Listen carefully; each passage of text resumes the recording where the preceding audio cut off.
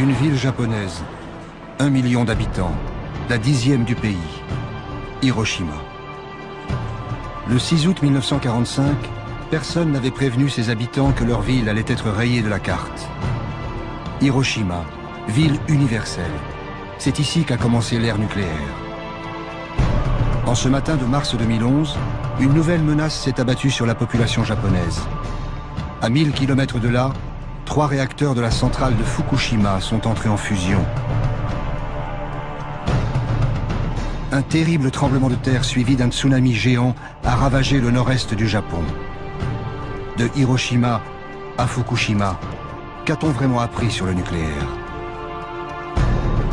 Qu'y a-t-il de commun entre les réfugiés d'un accident industriel et les victimes de l'acte de guerre le plus spectaculaire du XXe siècle? De Hiroshima à Fukushima, les experts ont minimisé les risques. Les politiques ont nié l'ampleur des désastres. Et les excuses des industriels n'y changent rien. Depuis plus de 65 ans, l'histoire de la bombe, du nucléaire, de cette puissance inouïe, est une longue histoire de secrets.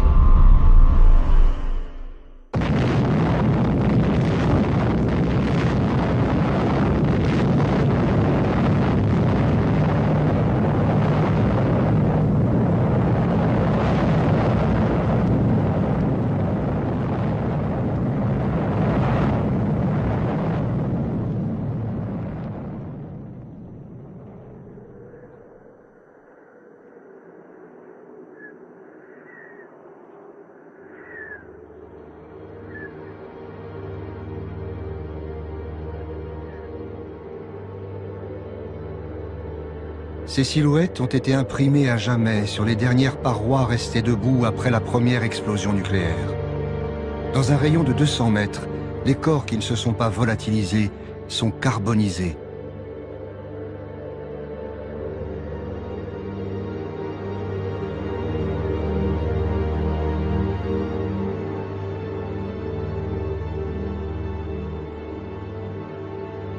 N'ont survécu que ceux qui étaient loin de l'épicentre ou protégés par des murs de béton. Dès le lendemain de l'explosion, le docteur Hachiya tente d'aider les blessés. Tous sont atteints d'un mal mystérieux. 9 août. Hier, un de nos malades s'est plaint toute la journée de douleurs dans la bouche. Aujourd'hui, de nombreuses petites hémorragies apparaissent dans sa bouche et sous sa peau. Quand cet homme est arrivé à l'hôpital, il se plaignait seulement d'une grande faiblesse. En apparence, il n'avait aucune blessure. Ce matin, d'autres malades commencent à avoir des hémorragies sous-cutanées auxquelles s'ajoutent des vomissements de sang. Pourtant, parmi eux, aucun ne présente de symptômes connus.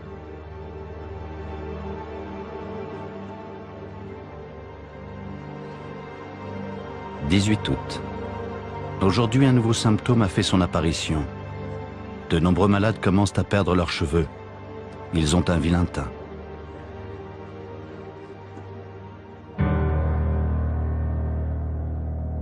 Les observateurs dépêchés sur place par l'armée japonaise ne savent pas quoi penser.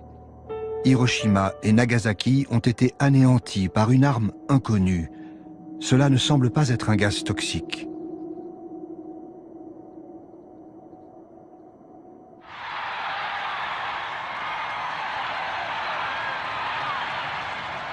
Aux États-Unis, chacun pense que les 2 bombes atomiques ont mis fin à la guerre. Pour la population, c'est une découverte. Ces armes ont été développées dans le secret le plus absolu. Même le Congrès ne savait rien. Mais l'histoire qu'on leur vend est celle de héros modernes et non pas d'une science qui tue.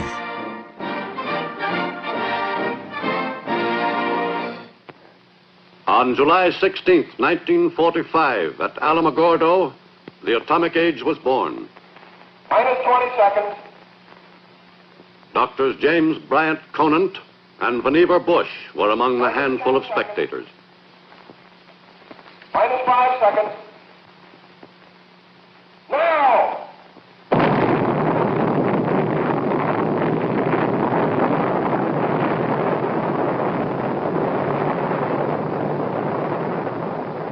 For Doctors Conant and Bush, who organized the development of the first bomb, this was a moment of supreme satisfaction. Ce film de propagande raconte l'histoire de la bombe, version US Army. C'est une fiction. Seuls les personnages sont réels. Il y a Leslie Groves, le militaire, chef du plus grand projet de l'Amérique en guerre, le projet Manhattan.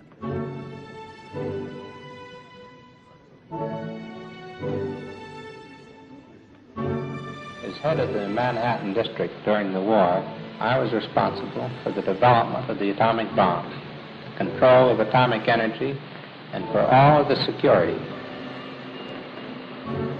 Il y a Robert Oppenheimer, le responsable scientifique du projet Manhattan. Automatic control has got it.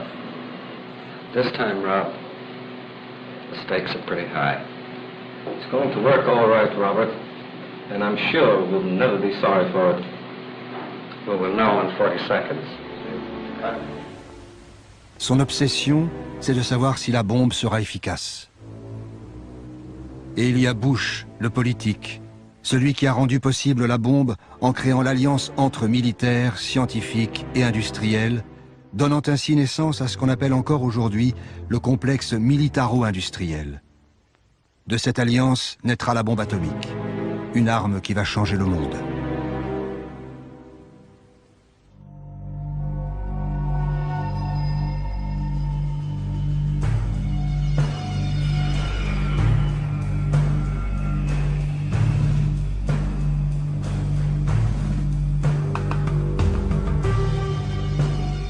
Los Alamos est un centre de recherche militaire depuis 1943.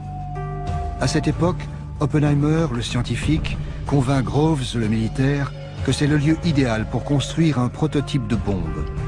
Mais en fait, les chercheurs dotés de moyens quasiment infinis vont laisser la science s'emballer et accoucher d'un monstre.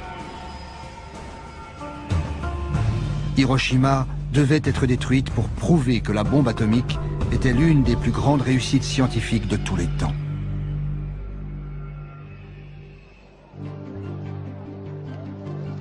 Tout a commencé lorsqu'en 1939, le célèbre physicien danois Niels Bohr se rend aux États-Unis pour une réunion à Princeton. Bohr est porteur d'une mauvaise nouvelle. Des chercheurs allemands auraient réussi la fission d'un noyau d'uranium. L'opération pourrait produire une énergie phénoménale. And the result, nuclear fission. But it is equivalent Dans le to milieu mass. scientifique, In the process la of nouvelle fission, fait a l'effet tiny fraction is left over. d'une bombe. What happens to it? It explodes as energy, proving Einstein's theory that mass and energy are really the same.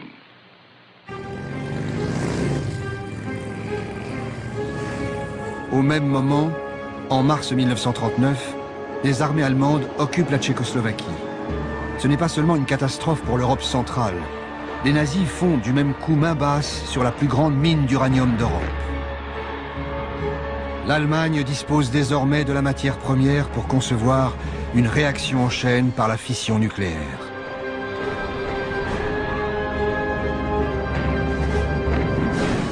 Puis, c'est la guerre.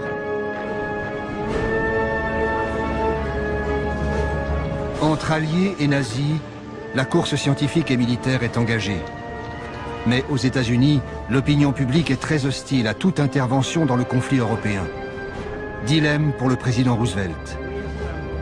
Il doit respecter ses électeurs, mais aussi préparer son pays à toute éventualité. This nation will remain a neutral nation, but I cannot ask that every American remain neutral in thought as well. Albert Einstein est le plus célèbre des physiciens réfugiés en Amérique. Comme tous les exilés européens, juifs et non-juifs, il sait de quoi Hitler est capable. Impossible donc de rester en dehors de la course aux armements. Poussé par le chercheur hongrois Szilard, il décide d'écrire au président des États-Unis. Grâce aux travaux de Joliot en France et ceux de Fermi et de Szilard en Amérique, il est devenu possible d'envisager une réaction nucléaire en chaîne dans une importante masse d'uranium, et ainsi générer de grandes quantités d'énergie et de nouveaux éléments de type radium. Cela pourrait aussi conduire à la fabrication de bombes. Une seule bombe de ce type, transportée en bateau et explosant dans un port, pourrait bien détruire le port tout entier et ses environs. À cette époque, ils ne sont qu'une poignée de chercheurs à avoir compris cet enjeu qui va changer le monde. Un ami d'Einstein transmet la lettre en main propre à la Maison-Blanche. Roosevelt réagit immédiatement. Les nazis se préparent à nous réduire en poussière. Il nous faut agir. Un des conseillers scientifiques de la Maison-Blanche est Vannevar Bush, celui qui deviendra l'un des 3 grands pionniers de l'ère nucléaire. Nous avions compris que la guerre allait se transformer en un combat sans merci, que l'Amérique allait devoir y participer tôt ou tard, que ce serait une lutte très technique, que nous n'étions absolument pas préparés à cela, et enfin, et c'est le plus important, que notre système militaire tel qu'il existait ne pourrait jamais produire à plein régime les nouveaux équipements dont nous aurions certainement besoin. Bush, le politique, est président de la richissime Carnegie Institution. Il décide de mettre autour d'une table scientifique, industrielle et militaire les 3 piliers du futur complexe militaro-industriel. Pour réussir, Groves, le militaire, en est certain. Il faut des moyens colossaux et garder le plus grand secret.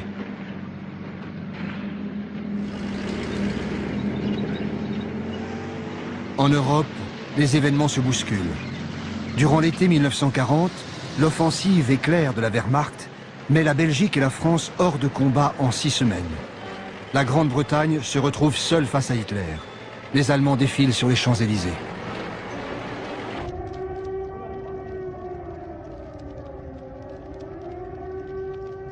Déjà, leurs avions visent Londres. C'est le Blitz.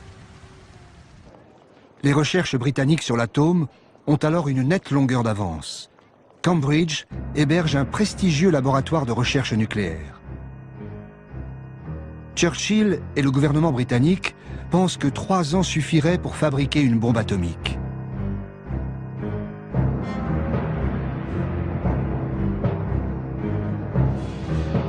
Mais il ne faut surtout pas que ces recherches tombent aux mains des nazis.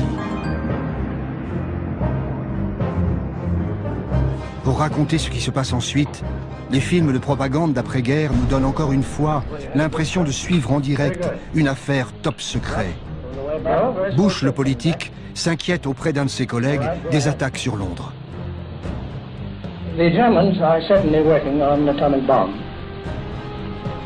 As Harold Urey told you, they're getting a whole output of heavy water from the big Norwegian plant. They couldn't be doing it for anything else here. What was your impression of British progress? Chadwick and the other physicists agree entirely with us that given pure uranium-235, the bomb will work. But they realize that this will run into a big industrial job. The British are overtaxed by the present war production, and they urge that the job be done over here. Effectivement, l'Angleterre, sous les bombes, décide de livrer ses recherches aux États-Unis. Elle adresse à Washington un mode d'emploi de l'énergie atomique, le rapport Maude. Nous sommes arrivés à la conclusion qu'il serait possible de fabriquer une bombe à l'uranium de 10 kg environ, qui aurait une puissance de destruction égale à 1800 tonnes de TNT, et libérer une grande quantité de matière radioactive, dangereuse pour la vie humaine, pendant une longue période dans la zone de l'explosion.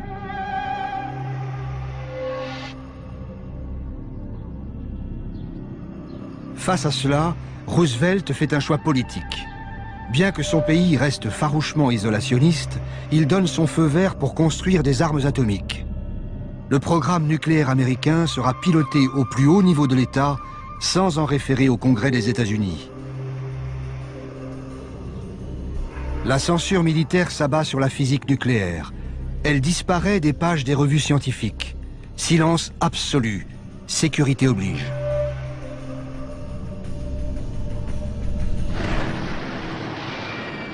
Pearl Harbor, 7 décembre 1941.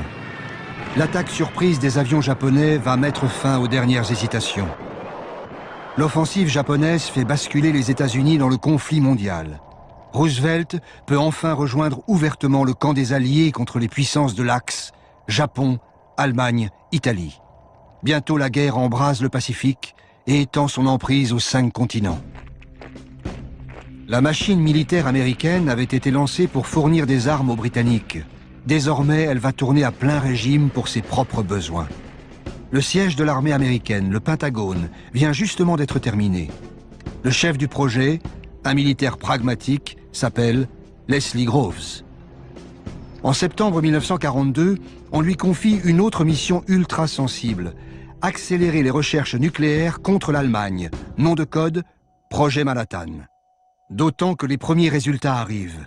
Les chercheurs ont isolé un nouvel élément, le plutonium, plus lourd que l'uranium et plus efficace pour fabriquer une bombe. Vu par les films de propagande d'après-guerre, tout cela paraît, à tort, bien inoffensif. Here it is, General Groves, plutonium. Well, that's the first I've ever seen. But after this, if you don't mind, I wish you'd hold something under it, because after all, there's about over $50 million in that, too.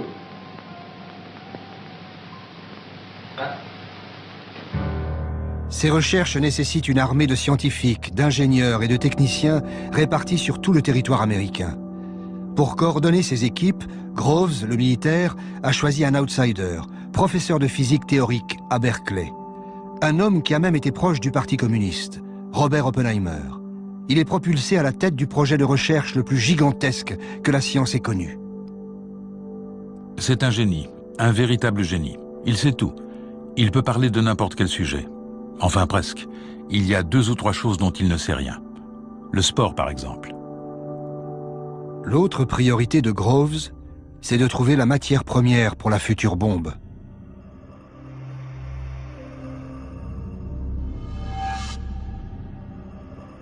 Le plus important, bien sûr, était le minerai d'uranium. La plus grande source d'uranium pendant la guerre était la mine de Chinkolobwe au Congo belge. Et l'homme clé dans ce domaine était M. Edgar Sangier, le directeur de l'Union minière du Haut-Katanga. Sangier est un industriel belge et un homme d'affaires prévoyant. Dès 1940, il a ordonné que toutes les réserves d'uranium belges soient mises à l'abri des nazis et envoyées aux États-Unis. En ce printemps 1942, Groves, le militaire, découvre donc avec stupéfaction que 1250 tonnes du précieux minerai sont stockées à portée de main dans le port de New York. Un formidable cadeau. L'approvisionnement du projet Manhattan est maintenant assuré. Parallèlement, un changement essentiel se produit. Pendant l'été 1942, le Troisième Reich renonce à son programme nucléaire, sauf que les Alliés n'en sauront rien. Pour Albert Speer, devenu ministre de l'armement et de la production de guerre, les dirigeants nazis n'ont pas compris le bouleversement radical que signifiait l'arme atomique. Hitler m'avait quelquefois parlé de la possibilité d'une bombe nucléaire, mais cette idée dépassait ses capacités intellectuelles. Il était incapable de saisir le caractère révolutionnaire de la physique nucléaire. Sur la proposition des physiciens spécialistes du nucléaire, nous avons renoncé au projet de développement d'une bombe atomique. Après que j'ai, une fois de plus, demandé combien de temps il faudrait et que l'on m'ait répondu qu'il fallait compter au moins 3 à 4 ans. Berlin a des soucis bien plus pressants. Pour soutenir l'offensive sur le front russe, le Reich a besoin de pétrole, ressource bien plus vitale que l'uranium des mines tchèques. Et pour cela, Hitler regarde du côté du Caucase, vers Bakou et jusqu'à l'Iran. Dupont de Nemours est l'un des géants de l'industrie américaine, inventeur du nylon et surtout principal fournisseur d'explosifs et de munitions pendant la guerre de sécession et les 2 guerres mondiales. Dès le début, Dupont fut appelé à soutenir le projet Manhattan, tout comme Monsanto, Kellogg, Union Carbide et autres grands groupes américains. Hiroshima devait être détruite pour asseoir la puissance économique et politique du complexe militaro-industriel.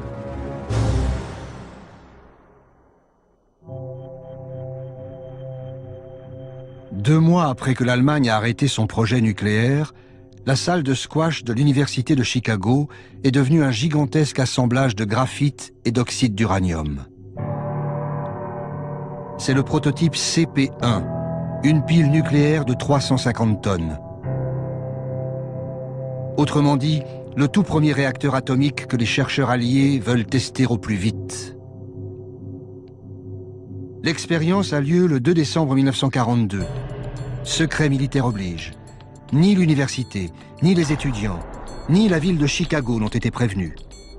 Devant un public de savants, l'Italien Enrico Fermi, prix Nobel de physique, ordonne le démarrage de la réaction en chaîne. S'il s'est trompé dans ses calculs, il y aura une explosion nucléaire en plein centre-ville de Chicago.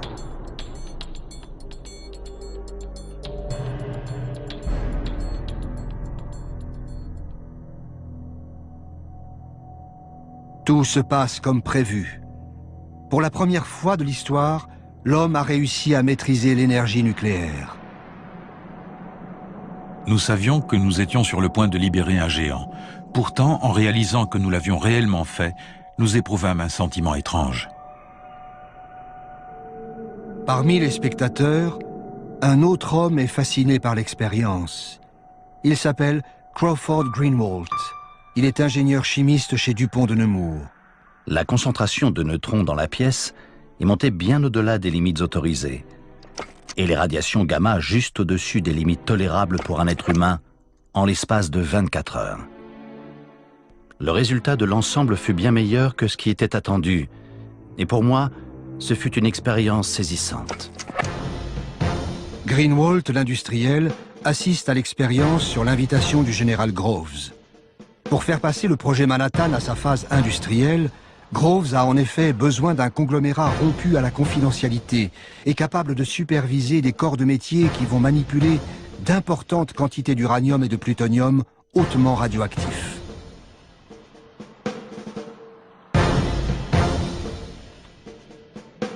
Le contrat est colossal, les risques aussi. Greenwalt, l'industriel, hésite.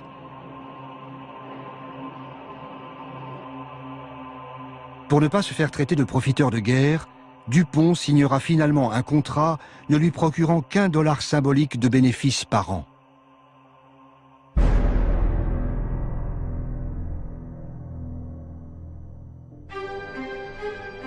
Quelque part sur la côte ouest, dans un immense désert à 300 km de Seattle, Hanford. La taille du site construit par Dupont de Nemours donne la mesure des besoins industriels phénoménaux. Le chantier s'étend sur 1500 km². En 9 mois, 85 000 ouvriers font surgir de terre 3 réacteurs nucléaires et une usine de purification d'eau capable d'alimenter une ville d'1 million d'habitants.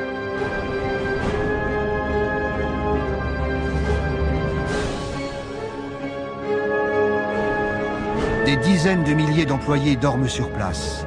Tous ont signé un contrat qui les oblige au secret. Les conversations téléphoniques sont écoutées. Le courrier est lu et censuré. Hanford est une usine de production de plutonium. Inquiet des effets des radiations pour ses troupes, Greenwalt, l'industriel, exige des garanties. Groves, le militaire, s'engage à ce que le gouvernement américain paye 10 millions de dollars par tête en cas de blessure, maladie ou décès. Une somme faramineuse pour l'époque.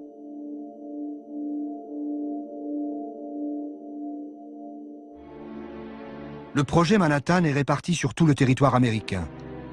Cette autre unité est gérée par Monsanto et General Electric.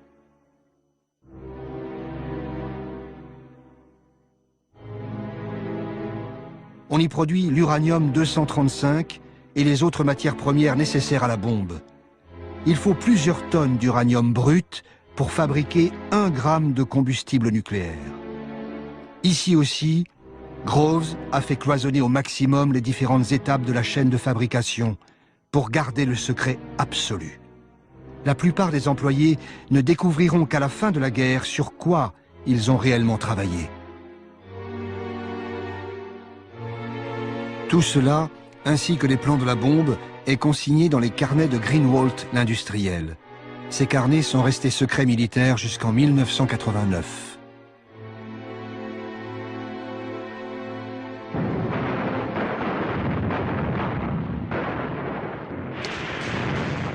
Début 1943, le vent de la guerre tourne. Sur le front européen, la déferlante allemande vers le Caucase a été stoppée net à Stalingrad. Épuisée par l'hiver russe, la 6e armée se rend aux soviétiques.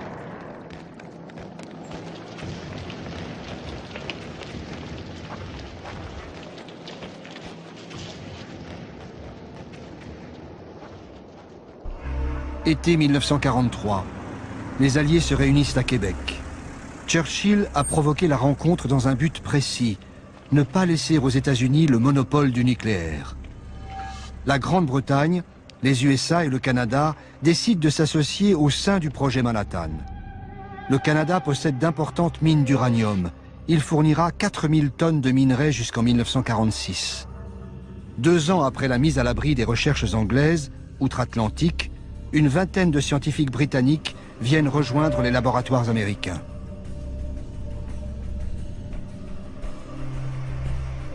Les nouvelles recrues viennent immédiatement rejoindre les milliers de chercheurs, ingénieurs et techniciens qui travaillent sur le projet Manhattan. Los Alamos. C'est le 3e grand centre de recherche du projet Manhattan. On y vit sous haute sécurité, en famille, en vase clos, moyenne d'âge 27 ans. C'est dans ce lieu ultra sensible que convergent tous les matériaux produits sur les différents sites industriels. Ils vont permettre d'assembler les premières bombes atomiques. Parmi les scientifiques arrivés via Londres, il y a le matricule K22, Klaus Fuchs. Personne ne sait que ce jeune physicien allemand est un communiste à la solde de Moscou. La géopolitique s'installe dans le monde des scientifiques. Sur place, chercheurs et militaires se posent des questions très concrètes. Quelle arme construire? Des bombes de précision pour décimer la flotte ennemie? Ou plutôt une arme de destruction massive, comme l'écrit Oppenheimer, le scientifique, à son ami Enrico Fermi? Je souhaiterais vous entretenir de la question des aliments empoisonnés par des produits radioactifs. Je voudrais recommander un report du projet dans la mesure du possible. Je pense que nous ne devrions pas envisager de mener à bien ce projet si nous ne pouvons pas empoisonner assez de nourriture pour tuer 1 demi-million de personnes. Les chercheurs de Los Alamos penchent pour une bombe à effet massif. Mais surtout, ils veulent mieux connaître les effets de la radioactivité. Le 1er août 1944, un accident survient au bâtiment D de Los Alamos. La victime s'appelle Don Mastic, un jeune chimiste de 23 ans. Lors d'une expérience, un tube à essai se brise et une préparation au plutonium lui éclabousse le visage. Il en avale quelques gouttes. Il consulte son médecin, le docteur Hempelmann. Mais personne ne sait ce qu'est une dose dangereuse. Hempelmann se tourne vers Oppenheimer. Quelles que soient les précautions prises, un accident du même type peut se reproduire. Il ne me paraît pas inutile de poursuivre des recherches en ce sens. Les militaires soutiennent un tel programme d'observation. La question la plus pressante, c'est de savoir jusqu'à quel point les substances que nous utilisons sont toxiques. Uranium, radium, polonium, beryllium. Il est nécessaire d'étudier la manière dont elles agissent sur le corps humain, en pénétrant par la peau, les poumons, le tube digestif. Des tests médicaux sont pratiqués sur Don Mastic. Mais pour mieux connaître les effets de la radioactivité, il faudra de vrais cobayes. Nous recommandons qu'un patient de l'hôpital de Rochester soit choisi pour une injection d'1 à 10 microgrammes de substances radioactives et que ses excréments soient envoyés à notre laboratoire pour analyse.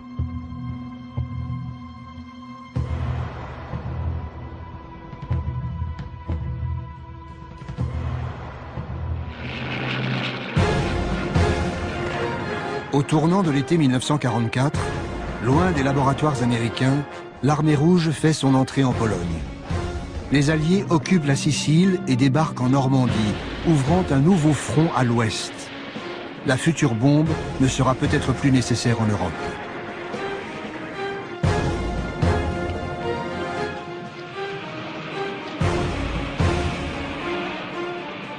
Dans le Pacifique, l'armada américaine se rapproche plus difficilement du Japon. En mer des Philippines, 128 000 Marines reprennent l'île de Saipan aux troupes de l'empereur. Puis l'état-major y établit ses premières bases aériennes. Tokyo est à portée des bombardiers B-29, mais refuse toujours de se rendre. Roosevelt sait qu'en politique, les plus grands secrets finissent toujours par s'éventer. Lincoln l'avait prédit bien avant lui. Nul ne peut tromper tout le monde tout le temps. Quand la bombe sortira de l'ombre, il faudra qu'on la rende utile. Avec elle, l'Amérique pourra dicter ses conditions à ses ennemis comme à ses alliés, à commencer par Staline. Hiroshima devait être détruite pour donner à l'Amérique un avantage décisif face aux Soviétiques.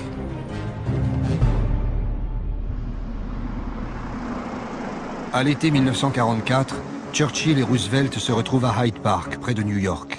Pour eux, les défaites allemandes ne changent rien. Le projet Manhattan doit aboutir coûte que coûte. L'idée que le monde devrait être informé du programme de recherche nucléaire en vue d'un accord international concernant son contrôle et son utilisation est inacceptable. La question doit continuer d'être considérée comme un secret absolu.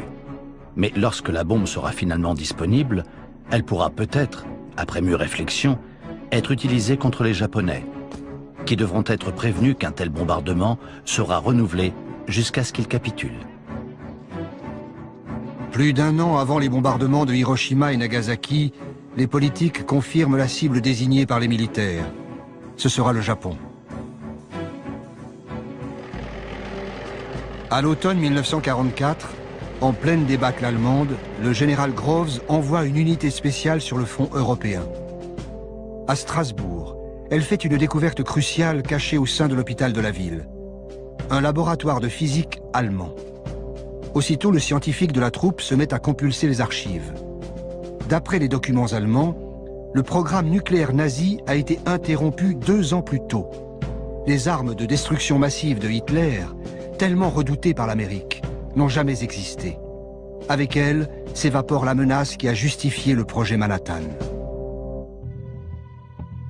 À la conférence de Yalta, Churchill et Roosevelt ne peuvent pas encore utiliser la carte de la bombe. Et les informateurs de Staline ne lui ont pas encore livré tous les secrets du projet Manhattan. Alliés et soviétiques commencent à se partager le monde avant que ne débute l'ère nucléaire. Staline est intéressé par des territoires chinois, occupés par les Japonais. Il s'engage à attaquer l'armée japonaise 90 jours après la chute de Berlin.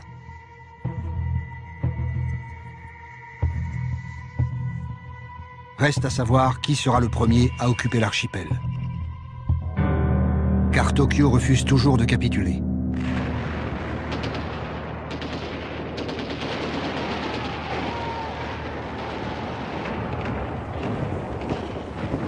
Dans le Pacifique, la prise de l'île d'Iwo Jima est longue et difficile.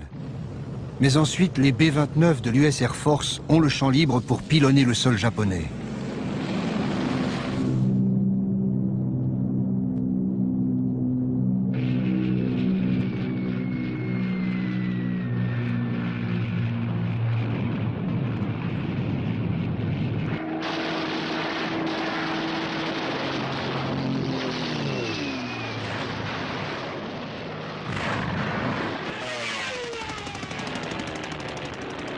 Tokyo et la plupart des grandes villes de l'archipel subissent des raids incessants. Plus de 8 millions d'habitants sont déplacés.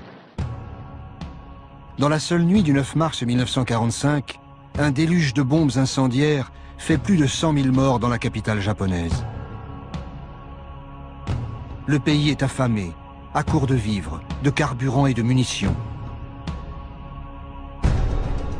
Sa puissante marine est totalement anéantie. Les kamikazes se battent jusqu'au bout, dans des avions de fortune, sans essence pour le retour. Leurs sacrifices font croire que le Japon ne renoncera jamais.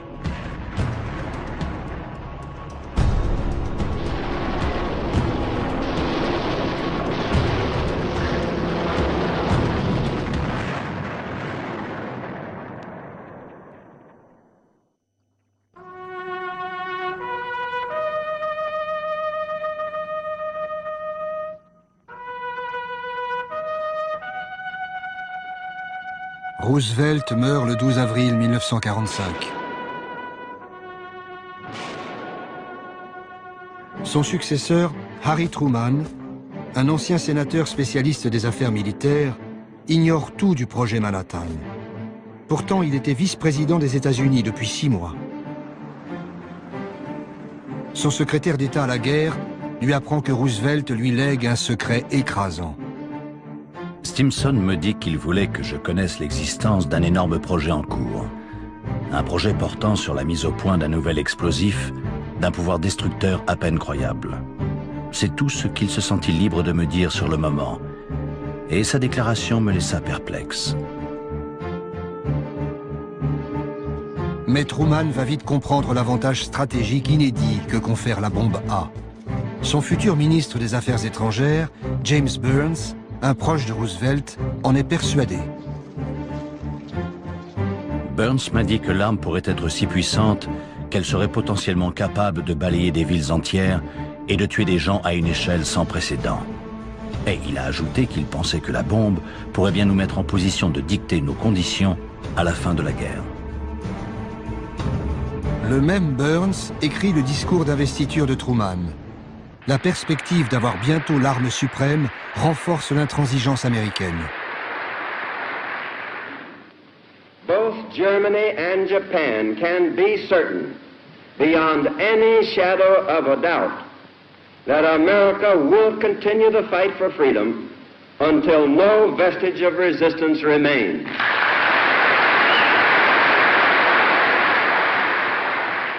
Our demand has been, and it remains, unconditional surrender. Une capitulation sans condition. À Washington, les diplomates américains savent bien que cette demande est inacceptable pour les Japonais.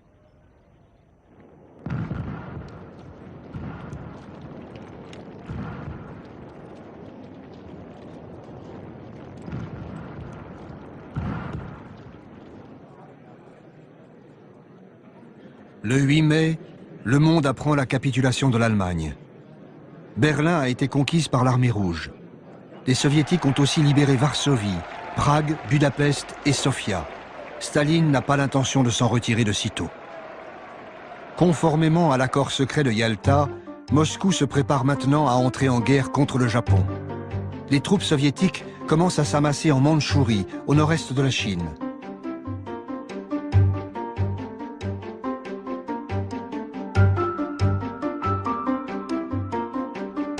En Europe, l'après-guerre a déjà commencé. Mais à Londres, Churchill s'inquiète des visées de Staline sur l'Europe de l'Est.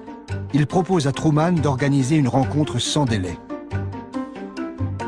Il me semble que nous pouvons difficilement parler de ces questions par correspondance et qu'aussi vite que possible, il devrait y avoir une rencontre entre les 3 grands chefs d'État. La réponse de Truman est surprenante.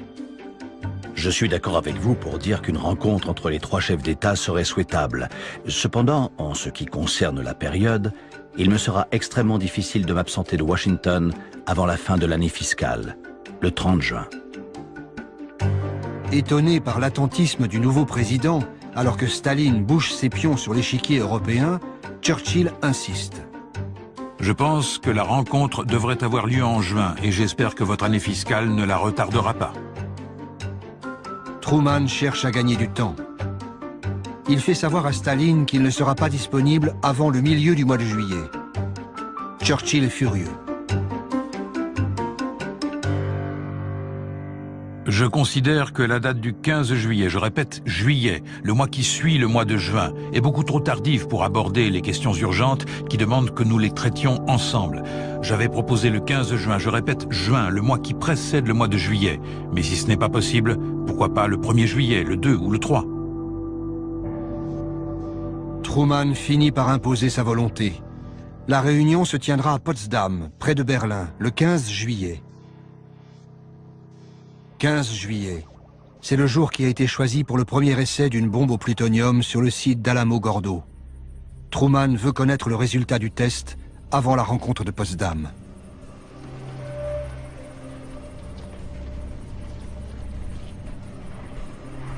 Sur le site d'Alamo-Gordo, comme à Los Alamos, les équipes travaillent 12 heures par jour, 7 jours sur 7.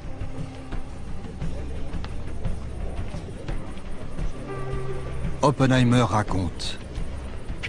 Je ne pense pas qu'il y ait eu un moment où nous ayons travaillé plus dur pour aller plus vite que pendant la période entre la capitulation allemande et l'utilisation effective de la bombe. Nous subissions une pression incroyable pour avoir terminé avant la réunion de Potsdam.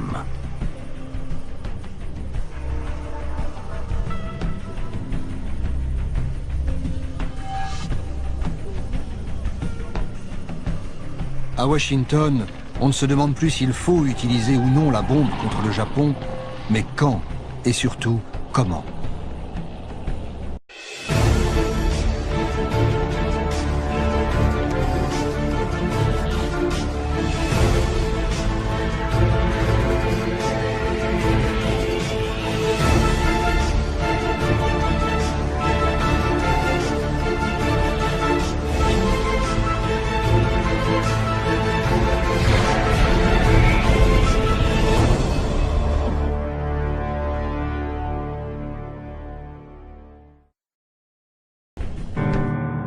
Les cibles ne devaient pas avoir été déjà détruites par les bombardements. Il était aussi souhaitable que la première cible soit d'une taille telle que les dégâts se limitent à son périmètre. Comme ça, nous pourrions mieux déterminer la puissance de la bombe. 3 villes jusqu'ici relativement épargnées sont retenues comme cibles. Niigata, Kokura et Hiroshima. Le test doit être efficace dès le premier tir. Pour l'US Air Force, Hiroshima a beaucoup d'avantages. C'est une bonne cible radar, et d'une taille telle qu'une grande partie de la ville serait largement endommagée. Les collines environnantes sont propices à engendrer un effet de réverbération qui augmenterait considérablement les dégâts. Reste à savoir s'il faut prévenir les Japonais. Certains scientifiques de Chicago y sont favorables. Nous pensons que l'utilisation de la bombe nucléaire contre le Japon sans annonce préalable est imprudente. Si les États-Unis sont les premiers à faire usage de ce nouveau moyen de destruction, ils perdront le soutien du public à travers le monde. Léo Szilard, le physicien exilé proche d'Einstein, se rend spécialement à Washington pour plaider la cause des civils. Le secrétaire d'État américain Burns lui fait comprendre que plus rien ne peut arrêter la machine. Il me dit que nous avions déjà dépensé 2 milliards de dollars pour le développement de la bombe. Comment voudriez-vous que le Congrès accepte d'allouer des fonds pour la recherche sur l'énergie nucléaire si vous ne montrez pas les résultats obtenus avec l'argent déjà dépensé? Le Congrès commence à s'interroger sur le montant énorme des dépenses non justifiées de l'armée de terre. Après 3 ans de secret absolu, la bombe doit apparaître au grand jour. Tant que la bombe n'aura pas servi contre une cible réelle, sa puissance restera invisible, incompréhensible. Nous ne pouvons proposer aucune démonstration technique susceptible de mettre un terme à la guerre. Nous ne voyons aucune alternative qu'une utilisation militaire directe. Les responsables politiques et scientifiques sont unanimes. Il faut utiliser la bombe. Un nouveau monde est en train de se dessiner. Le 1er juin 1945, le secrétaire d'État à la guerre le déclare devant les industriels et les scientifiques. Les implications du projet Manhattan vont bien au-delà de la guerre actuelle. Il faut maintenir intactes les installations industrielles existantes, constituer des stocks conséquents de matériaux à usage militaire et à usage industriel et technique, et enfin ouvrir la voie au développement industriel. L'Amérique prépare déjà l'avenir. La bombe atomique y jouera un rôle central. Et la perspective d'une industrie nucléaire à grande échelle commence à se profiler.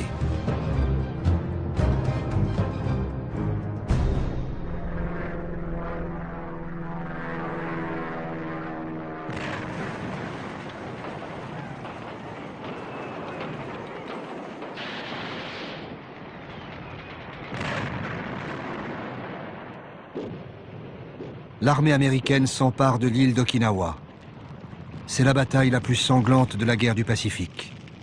12 000 GIs et plus de 100 000 soldats japonais sont tués et au moins autant de civils.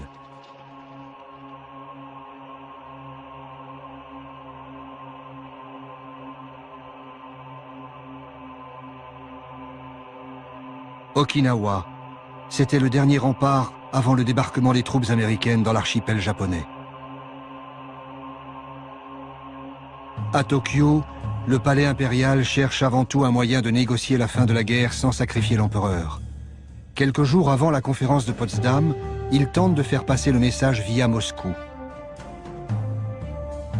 Le 7 juillet, Truman et son secrétaire d'État Burns embarquent à bord du croiseur Augusta pour se rendre à Potsdam. Ils apprennent qu'un télégramme très urgent a été transmis par les Japonais à leur ambassade en Union soviétique. La première vraie preuve du désir des Japonais de mettre fin à la guerre est parvenue aujourd'hui sous la forme d'un message intercepté envoyé par le ministre des Affaires étrangères Togo à Sato, son ambassadeur à Moscou. Il lui demande de rencontrer Molotov et de l'informer du vif désir de l'empereur de mettre fin à la guerre.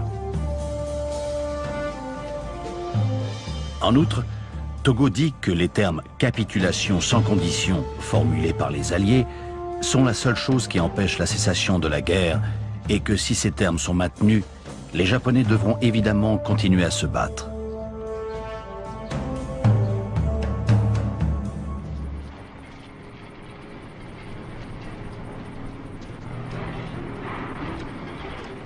Dans le désert du Nouveau-Mexique, le jour tant attendu est arrivé.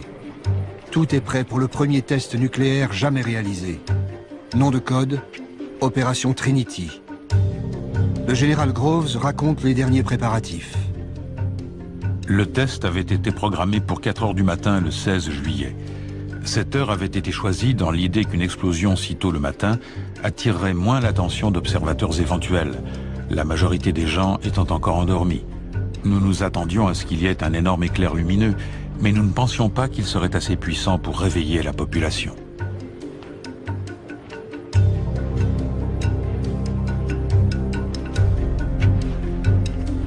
On l'appelle le gadget, une bombe à implosion contenant 6 kilos de plutonium.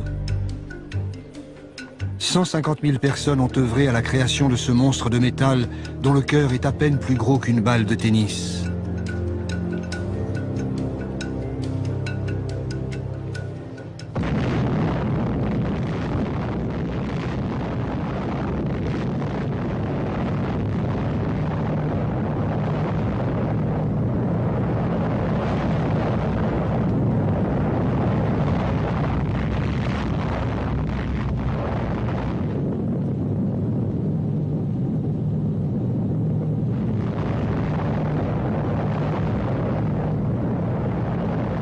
La boule lumineuse fut visible jusqu'à 300 km alentour. Le premier essai nucléaire de l'histoire a réussi au-delà de toute espérance. L'homme est devenu maître d'une nouvelle puissance. Le projet Manhattan a doté l'Amérique de l'arme absolue. Mais plus que jamais, le secret doit être maintenu.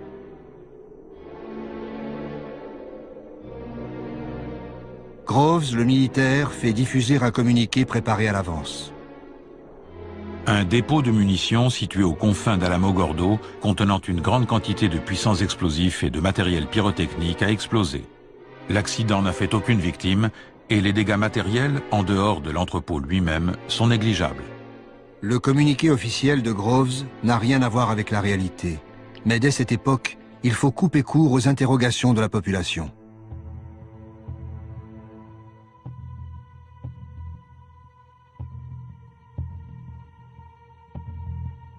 Truman et Burns arrivent à Potsdam le même jour. On leur transmet aussitôt un télégramme crypté en provenance d'Alamogordo. Opéré ce matin. Diagnostic encore incomplet, mais les résultats semblent satisfaisants et dépassent déjà les prévisions.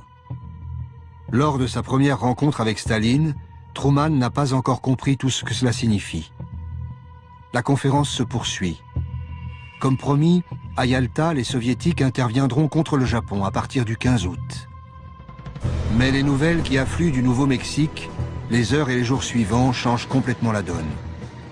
Churchill note tout de suite un changement dans l'attitude des Américains.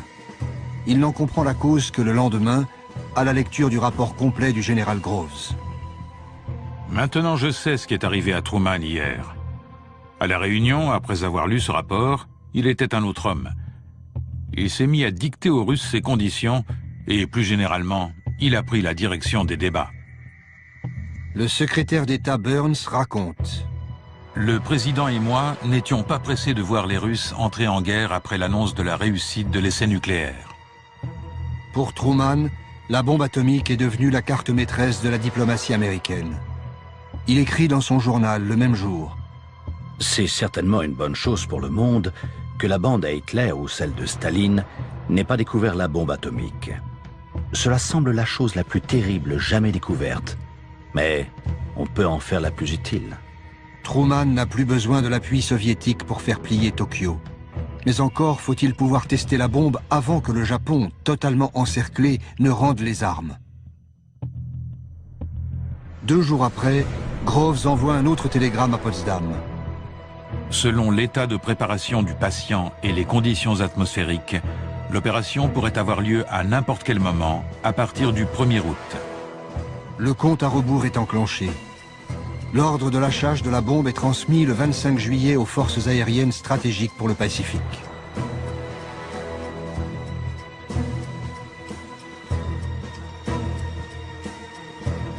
La proclamation finale des Alliés est signée par Truman, Churchill et Chiang Kai-shek. L'Union soviétique de Staline n'a même pas été invitée à la rédaction du texte. Nous appelons le gouvernement japonais à accepter maintenant la capitulation sans condition de ses forces armées et de nous donner ainsi l'assurance de sa bonne foi. L'autre alternative pour le Japon sera une destruction rapide et totale. Furieux, Staline comprend qu'il a été trahi. Grâce à son espion à Los Alamos, il sait que la bombe est prête. Il accélère le déploiement de ses troupes en Extrême-Orient pour tenter d'occuper le Japon en premier. À Potsdam, s'est écrit le premier chapitre de la guerre froide.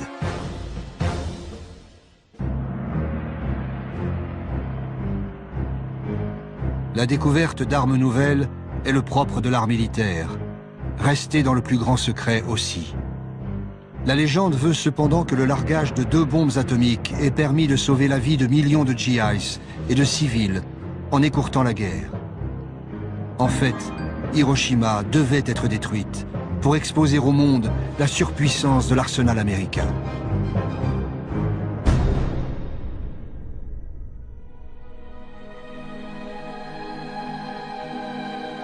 Aéroport militaire américain de Tinian. La préparation des équipages chargés du largage de la bombe a commencé 1 mois et demi plus tôt. Little Boy, la bombe destinée à Hiroshima, pèse plus de 4 tonnes. C'est une bombe à l'uranium. Sortie de Los Alamos en pièces détachées, elle est assemblée ici, à Tinian, au beau milieu du Pacifique.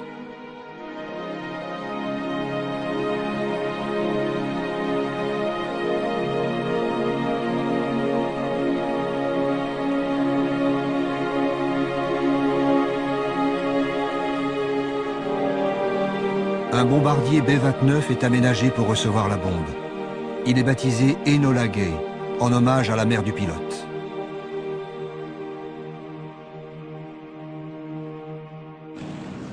« 6 août 1945. Le largage de la bombe doit être fait à vue, non au radar, pour plus de précision. 3 avions éclaireurs sont partis étudier la météo des 3 cibles potentielles. Il y a des nuages au-dessus de Kokura. Niigata s'avère trop loin vu le surpoids de la bombe. À Hiroshima, le ciel est clair. La ville est choisie pour cible. Little Boy est larguée à plus de 9000 mètres d'altitude. Elle explose une quarantaine de secondes plus tard, à 600 mètres au-dessus de Hiroshima.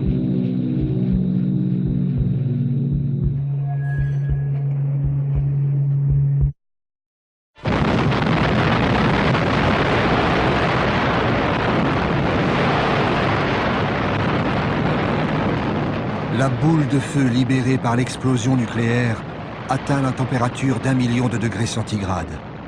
Elle se propage au-delà de la vitesse du son en brûlant tout l'oxygène sur son passage. C'est un soleil en train de naître à la surface de la Terre.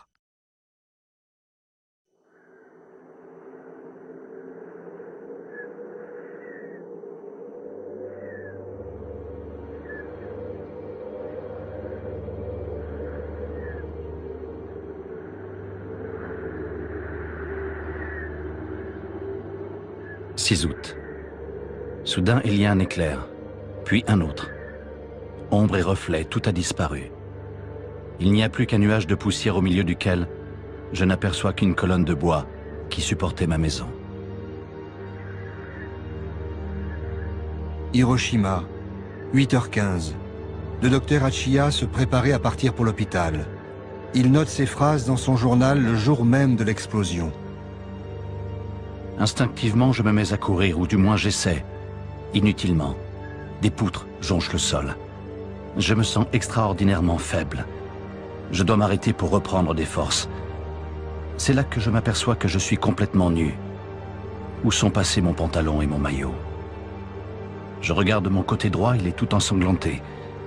J'ai également une blessure à la cuisse. Quelque chose de chaud coule dans ma bouche. Ma joue est déchirée. Le souffle de l'explosion a été d'une puissance inouïe. En un instant, une seule bombe à uranium a rayé de la carte une ville de 350 000 habitants. 4 km² réduits en cendres. Les maisons ont brûlé. Le fer s'est tordu sous la chaleur. Tout se passe comme dans un mauvais rêve. Je vois venir des ombres, des espèces de fantômes qui marchent les bras écartés. Je me demande pourquoi. Tout à coup, je comprends qu'ils sont brûlés et qu'ils se tiennent les bras écartés pour éviter le contact avec leur propre peau. L'explosion a tué 70 000 personnes. 70 000 autres seront emportés par les effets de l'irradiation dans les mois suivants. 200 000 habitants ont survécu. Ce sont les Hibakusha, les irradiés de la bombe atomique.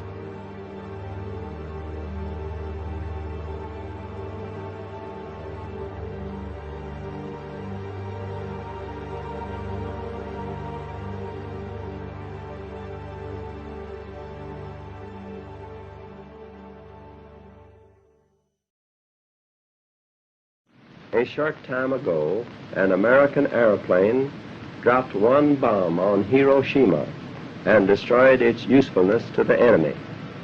That bomb has more power than 20,000 tons of TNT. It is an atomic bomb. It is a harnessing of the basic power of the universe. 2 jours après l'explosion de la bombe sur Hiroshima, les Soviétiques déclarent la guerre au Japon.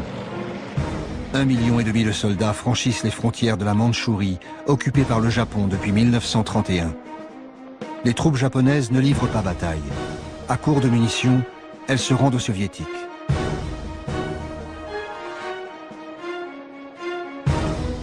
À la base de Tinian, la deuxième bombe est fin prête. Fat Man est de conception très différente de Little Boy. C'est une bombe au plutonium comme le gadget de Trinity. Elle coûte moins cher que Little Boy, elle est plus efficace, et sa production en masse est plus facile. Il faut absolument l'essayer. Il ne manque plus que la dédicace du général Groves. Resté aux États-Unis, il laisse faire son bras droit, le colonel Farrell. À Hirohito, affectueusement.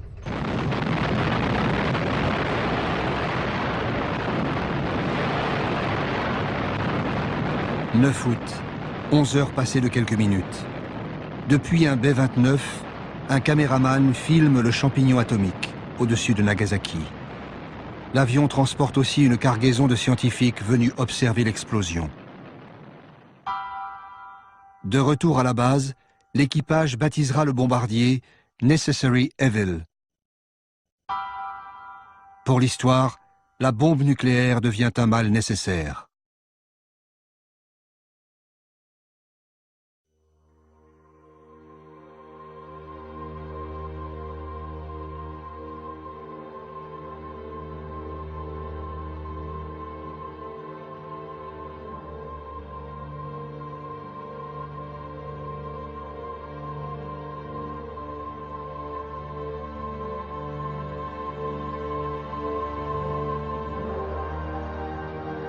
À Nagasaki, 80 000 habitants sont morts sur le coup ou dans les 4 mois qui ont suivi.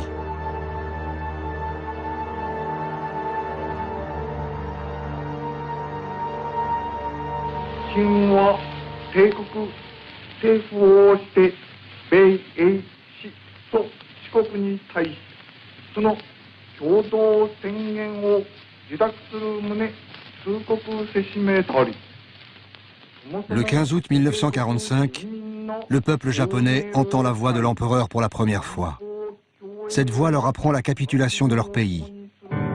Le palais impérial n'a pas seulement plié face à la bombe. À ses yeux, Tokyo fait face à un péril bien plus grand. L'armée rouge progresse vers le nord de l'archipel.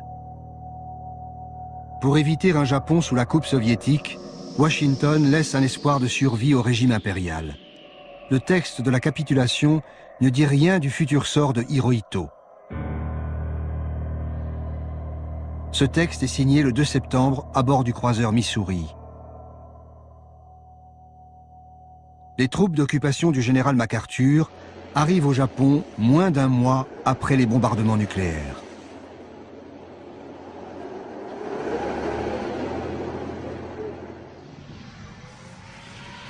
Mais les premiers étrangers à se rendre à Hiroshima et Nagasaki sont des journalistes.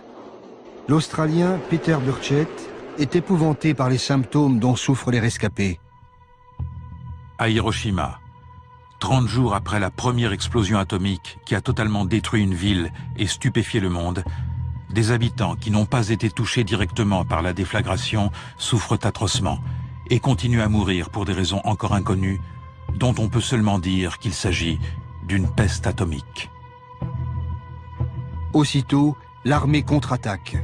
Le colonel Farrell, bras droit de Groves au Japon, convoque le journaliste et fait publier un ferme démenti. À Hiroshima, ceux qui devaient mourir sont morts. Actuellement, au début du mois de septembre, il n'y a plus personne qui souffre des effets de la radioactivité. Farrell se rend à l'hôpital de Hiroshima. Le personnel médical l'assaille de questions. Mi-septembre, il conseille à son patron, Groves, d'étendre les opérations d'apaisement. Hier, à Hiroshima, nous avons rencontré les médecins japonais. Le professeur Tsuzuki nous a interrogés. Il se demandait si l'explosion n'avait pas libéré des gaz toxiques. Pour couper court à ces suppositions, nous avons formellement répondu qu'il n'y avait pas eu utilisation de gaz toxiques. Nous rendons publique cette information. Il serait souhaitable que vous en fassiez de même auprès des Alliés. La machine de propagande se met en marche. Il faut rassurer tout le monde au moment où les troupes américaines s'installent dans le pays. Aux États-Unis, l'opération de propagande porte également ses fruits. Les responsables du projet Manhattan réussissent à vendre à la presse la prouesse technologique de Los Alamos. Dès le 11 septembre 1945, Groves, le militaire, et Robert Oppenheimer, le scientifique, organisent un voyage de presse au Ground Zero du Nouveau-Mexique.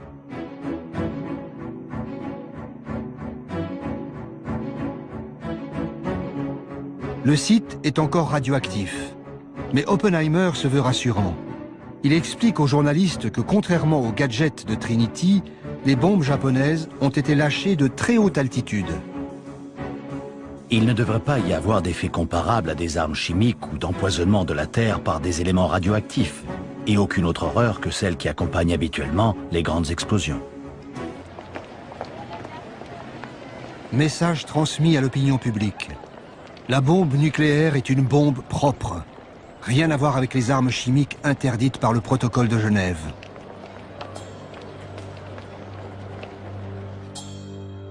Pendant ce temps, au Japon, d'autres militaires arrivent pour filmer et analyser les effets de la nouvelle arme. Un soldat montre fièrement le point d'impact de la bombe au milieu des ruines encore radioactives. Voilà l'épicentre, Ground Zero. D'autres désignent aux caméras les traces laissées par le souffle nucléaire. Ils étudient soigneusement la propagation des rayons brûlants et leur empreinte sur les édifices.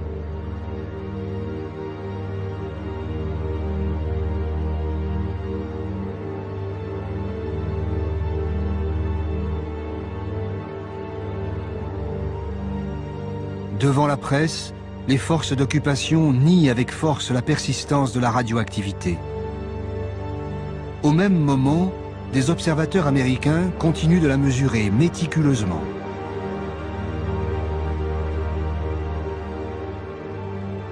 Un GI qui raconte sa mission de patrouille à Nagasaki est stupéfait. Je ne savais pas pourquoi j'étais là. Il n'y avait pas d'habitants, tous avaient péri. Il n'y avait pas d'oiseaux, pas d'animaux, pas de criquets. Il n'y avait rien du tout. C'est difficile de décrire un silence complet comme celui-ci. Au bout d'un an, 9000 Américains et Japonais travaillent à plein temps au département de la censure civile. La censure des troupes d'occupation s'avère redoutablement efficace. Dans les journaux d'Hiroshima, on supprime les caractères d'imprimerie correspondant aux termes « bombardements atomiques » et « radioactivité ». Pendant presque 10 ans, aucun Japonais ne pourra lire d'informations concernant les survivants irradiés, les Hibakusha. Après le feu atomique, c'est une chape de plomb qui s'abat sur Hiroshima et Nagasaki.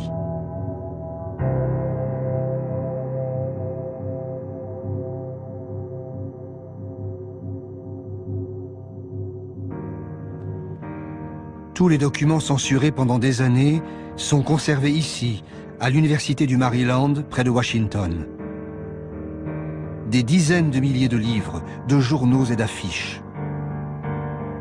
Face aux officiers américains qui protestent contre le poids de cette censure, le général MacArthur se montrera toujours intraitable. C'est une propagande fausse et pernicieuse qui vise à donner l'impression qu'une forme de censure arbitraire et cynique aurait été instaurée. Après avoir muselé la presse, il reste une autre opération plus délicate à mener, la désinformation sur les effets de la bombe. En novembre 1945, le Congrès américain ouvre une commission d'enquête sur le développement de l'atome et son contrôle. Groves poursuit son opération de légitimation devant les sénateurs. The casualties which would have resulted from an invasion of the Japanese home islands would have been tremendous. Churchill placed them at over 1 million Americans. The atomic bomb made it impossible for the Japanese to continue the war, despite their determination to fight to the bitter end. And in that fighting, they would have taken with them tens of thousands of Americans. Groves joue avec les chiffres. La bombe a-t-elle préservé quelques dizaines de milliers ou 1 million de vies américaines? Peu importe. Ce qui compte, c'est de défendre la doctrine du mal nécessaire, en direct devant les parlementaires. De même, sur la question sensible des radiations résiduelles, Groves s'en tient à une ligne officielle qui ne s'embarrasse pas de nuances. Il n'y en a pas, et c'est un nom très ferme. Sauf au moment même de l'explosion, il n'y a pas eu de dommages radioactifs. Cela n'a duré qu'un instant. Un sénateur lui demande s'il existe un antidote aux radiations. Groves répond: Les dommages radioactifs sont de plusieurs types. Si l'irradiation est assez forte, la mort est immédiate. Une dose moins forte peut entraîner une mort différée, mais les médecins disent que la souffrance est supportable. C'est même une manière très agréable de mourir. Ceux qui sont seulement légèrement irradiés peuvent guérir avec le temps. S'agit-il d'une question de soins ou de temps? Demande le sénateur. C'est une question de temps. Si une personne qui travaille avec des matériaux radioactifs est accidentellement irradiée, elle prend un congé pour se tenir éloignée de ces matériaux et avec le temps, elle guérit. Au final, les sénateurs se rangent derrière Groves, le militaire. Leur objectif est le même: rassurer l'opinion publique sur le développement nucléaire appelé à un avenir radieux. Chez les militaires, l'unanimité de façade sur les bienfaits de la bombe n'a jamais été totale. À peine 2 jours après le bombardement de Nagasaki, l'homme qui a transmis l'ordre de largage de la bombe, le général Spaatz, notait déjà dans son carnet personnel: Quand la bombe atomique avait été discutée à Washington en ma présence, je n'y étais pas favorable. De même que je n'ai jamais été favorable à la destruction de villes entières et à l'anéantissement de tous leurs habitants. Le même jour, l'ancien président Herbert Hoover confiait au secrétaire à la guerre Stimson: L'utilisation de la bombe atomique et la mise à mort aveugle de femmes et d'enfants révoltent mon âme.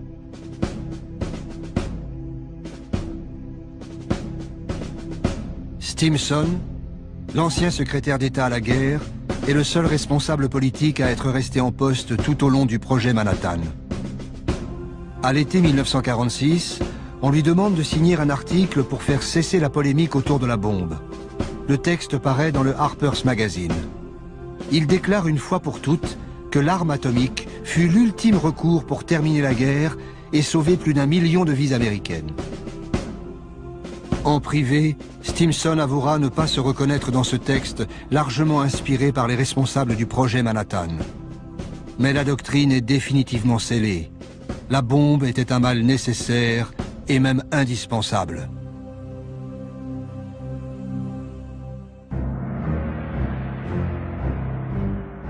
New York. Un congrès réunit scientifiques, industriels et militaires à propos de l'avenir de l'atome.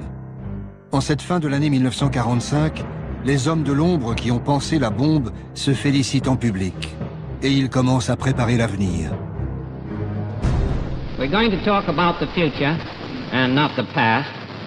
You've all heard a great deal about what made the Manhattan Project a success, but you're looking now up here at this table at a group of men who haven't been featured in the public press or in addresses or anything of that kind. They represent, and they were the leaders in their particular companies. They represent Carbide and DuPont and Kellex and Monsanto and Tennessee Eastman. And those men did the industrial job that made the Manhattan Project a feasible, practical result instead of something that we were still struggling with. I think you should all remember that.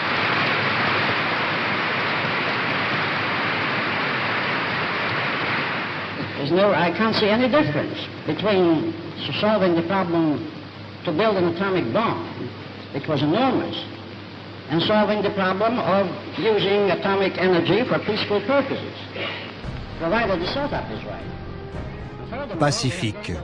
Ce mot clé tourne la page d'Hiroshima pour ouvrir la voie à une industrie nucléaire civile. En août 1946, Truman crée une commission à l'énergie atomique, AEC, composée de civils. La guerre est finie.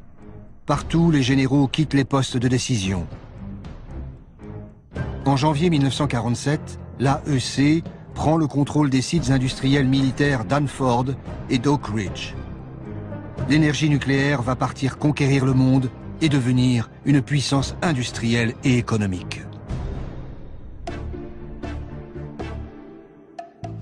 Le serment d'Hippocrate impose de sauver les humains, pas de s'en servir comme cobaye. C'est pourtant ce qui s'est passé à Hiroshima et Nagasaki. Le projet Manhattan a déjà donné lieu à des expérimentations sur l'homme, mais l'utilisation de la bombe atomique permettra de les étendre à une toute autre échelle. Cette expérience grandeur nature, étudiée pendant des décennies, a permis à l'Amérique de se préparer aux dangers de l'ère nucléaire.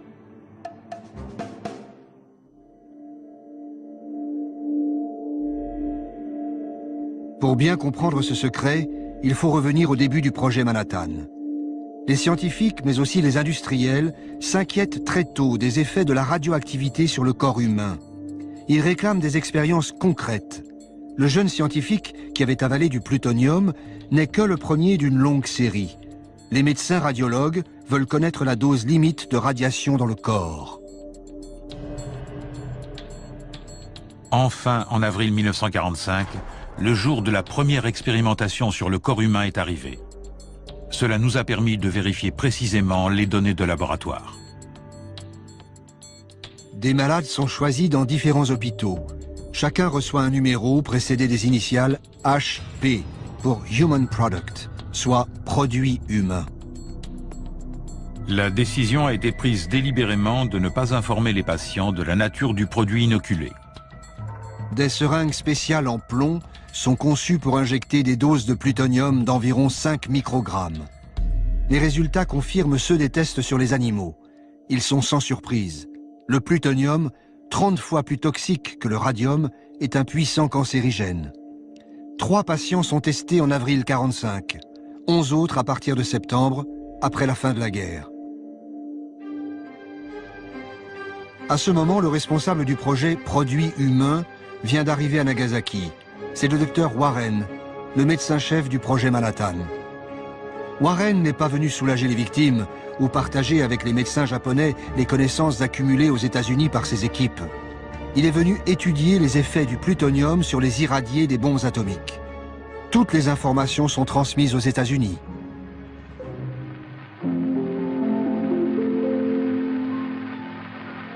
At the end of 2 weeks, which was the critical period, burns and cuts, which appeared to be curing, suddenly worsened. Hemorrhage developed, which could not be stopped. Many died, and the number of deaths kept mounting from day to day. Purpura appeared on the upper half of the body in a majority of cases, and as it spread to all parts of the body, the condition of the victim became worse. Depilation was also a characteristic symptom of the critical period. This soldier was in the barracks 1 kilometer northeast of the epicenter. He suffered no burns, but around the 28th of September, more than 7 weeks after the bombing, depilation developed. Spots appeared, accompanied by a fever of 39.5 degrees and diarrhea.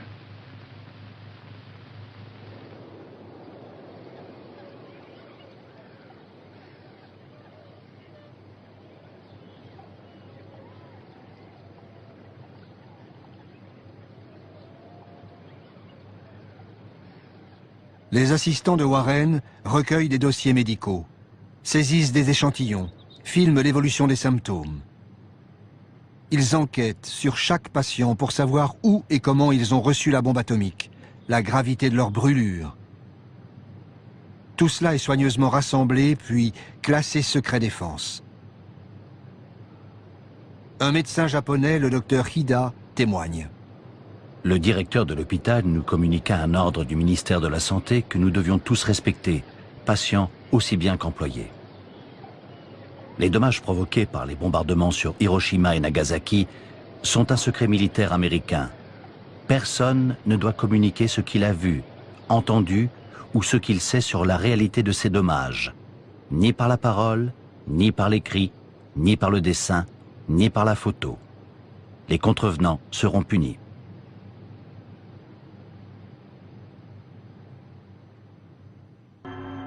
Warren, le médecin, est très précis dans ses observations.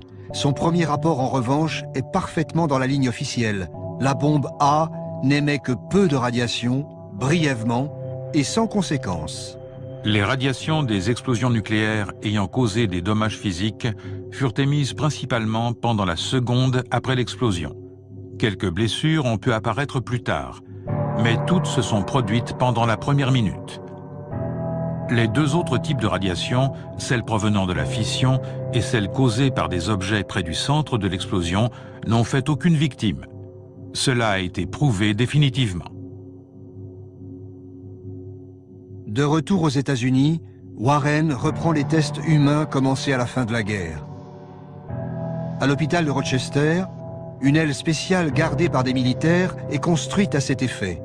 Jusqu'à l'été 1947, 11 patients y recevront des injections de plutonium. 3 mourront dès la première année de l'expérience. Effrayée par les risques de scandale, la toute nouvelle commission à l'énergie atomique, AEC, décide d'enterrer le dossier.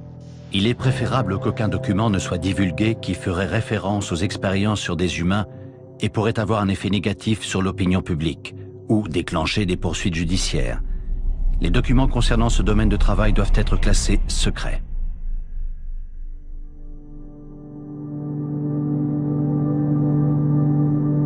Aux États-Unis, on s'interroge sur l'éthique médicale, tandis qu'à Hiroshima et Nagasaki débute une grande enquête sur les radiations. Le nouveau secrétaire d'État à la Marine presse Truman d'exploiter les données scientifiques recueillies à Hiroshima et Nagasaki. Les résultats provisoires de l'enquête montrent qu'environ 14 000 Japonais ont été irradiés par l'explosion nucléaire. L'étude de ces personnes et des autres habitants est une occasion unique et très importante pour les Alliés de pouvoir mener des recherches médicales et biologiques sur l'influence de la radioactivité. Ces recherches ne doivent pas s'arrêter maintenant, mais être poursuivies sur le long terme. Une occasion unique. Peu après, Truman ordonne la mise en place d'une commission sur les dommages de la bombe atomique. L'ABCC. Elle s'installe à Hiroshima et Nagasaki.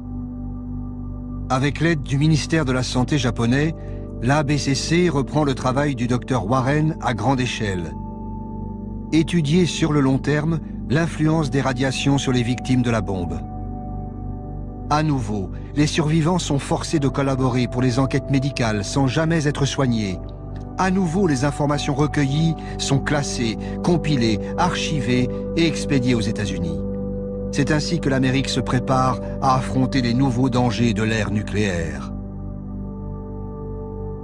Les banques de données médicales de l'ABCC sont restées secret défense jusqu'en 1975. En 1973, un rapport confidentiel de l'ABCC expliquait la portée vitale de ces travaux pour les générations futures. Pour les personnes concernées par la protection contre les radiations, les conséquences à long terme des bombes atomiques sont importantes et utiles. Les observations sur le cancer, le vieillissement accéléré, les changements cytogénétiques et les mutations chez les descendants doivent se poursuivre au moins toute la durée de vie des survivants. Ces connaissances sont applicables aux futures politiques de santé dans les nations où les catastrophes radioactives seront un effet indirect du progrès. Le progrès, le mot est lâché. Il sera le leitmotiv des 30 Glorieuses et de la guerre froide. Le progrès à tout prix, sans demander l'avis des peuples. Et le paroxysme du progrès, c'est le nucléaire.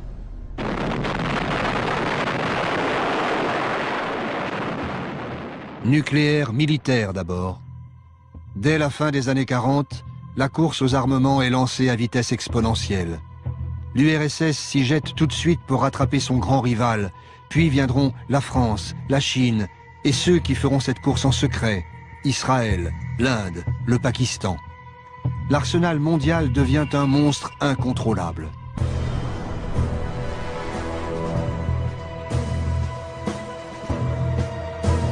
Et le progrès, ce sont aussi ces nouvelles centrales qui apportent à de nombreux pays l'énergie miraculeuse, inépuisable et sans danger. Avec l'aide de son ancien ennemi, les États-Unis, le Japon est devenu le 3e producteur mondial d'énergie nucléaire. Mais Fukushima le replonge brutalement dans le cauchemar atomique. À Hiroshima, l'ancien ABCC sert désormais de référence internationale pour les normes de protection contre la radioactivité.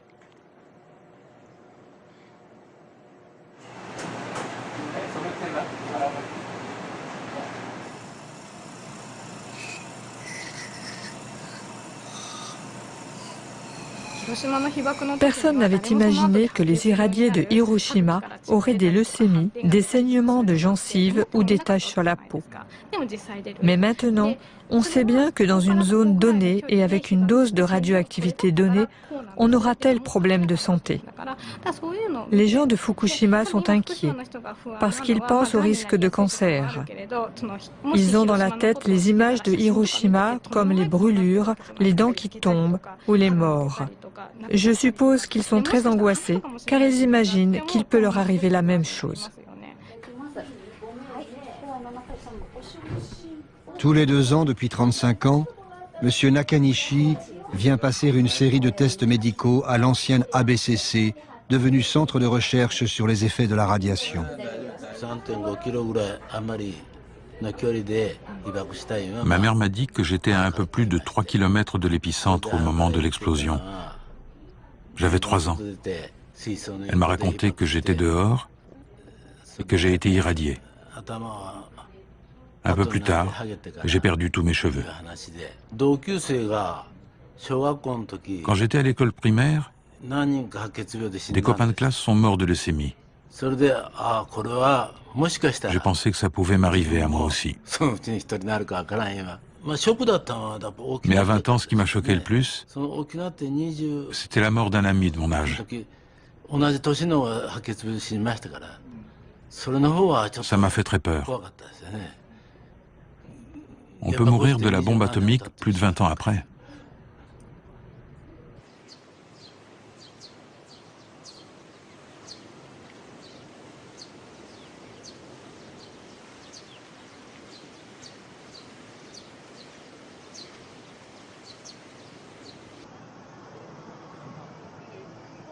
Chaque année, le 6 août, les habitants de Hiroshima commémorent le jour où le monde est entré dans l'ère nucléaire. Le Japon a été le seul pays victime de la bombe atomique.